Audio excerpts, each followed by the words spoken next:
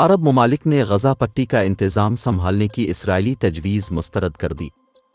عرب media کے مطابق اسرائیل نے مصر اور قطر سمیت عرب ممالک کو غزہ پر کنٹرول میں شرکت کی تجویز دی تھی۔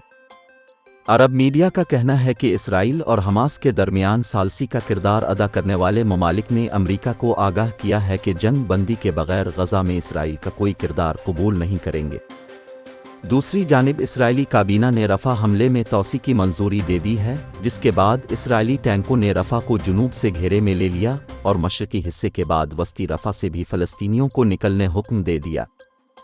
اقوام متحدہ کے مطابق اب تک 1.5 لاکھ بے گھر فلسطینی رفح سے بھی بے دخل ہو چکے ہیں۔ اسرائیلی فوج کی رہائشی علاقوں پر بمباری جاری ہے، مزید 8 بچوں سمیت 30 سے زائد فلسطینی شہید ہو گئے۔ حماس نے رفح میں اسرائیلی آپریشن اور فلسطینیوں کے خلاف انسانیت سوز جرائم کا مکمل ذمہ دار بائیڈن انتظامیہ کو قرار دیا ہے۔